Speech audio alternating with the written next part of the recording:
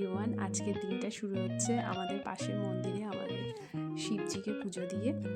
আর আজ হচ্ছে নিউ ইয়ারের ফার্স্ট ডে।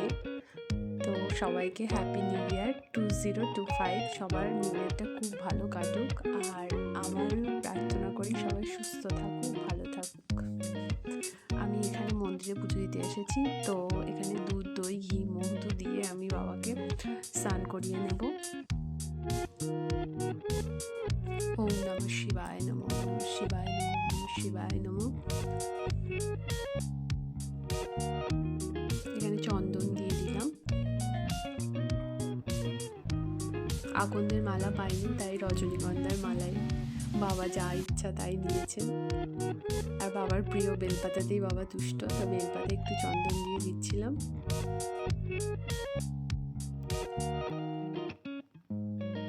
আমি অত পুজো পাঠ পারি না, তো আমার ভুল ত্রুটি সবাই যারা দেখছো, ভিউয়ার্স আছো আমার, তারা ক্ষমা করে দিও।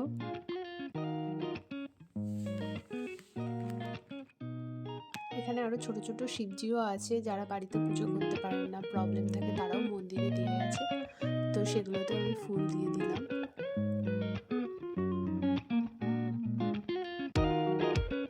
যতটা পারি আমার মতো করে আমি সাজিয়ে দিলাম। এবার একটু ধূপ দ্বীপ দিয়ে আরতি করে নেব।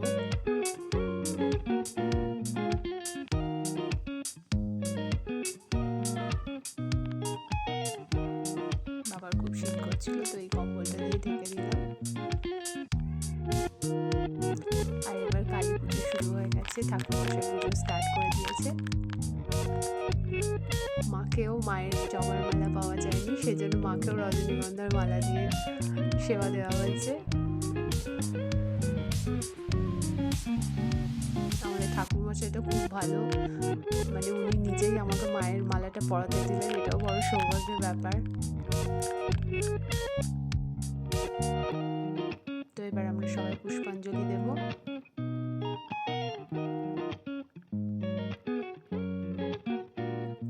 ভগবানের কাছে এটাই প্রার্থনা, বছরটা ভালো কাটুক, সবাই সুস্থ থাকুক, ভালো থাকুক। মা সবাইকে ভালো রেখো, বিপদ আপদ থেকে রক্ষা করো। সো থ্যাংক ইউ এভরিওয়ান, যারা আমার ভিডিওটা দেখেছো। ভালো লাগলে একটা লাইক করে দিও। টাটা।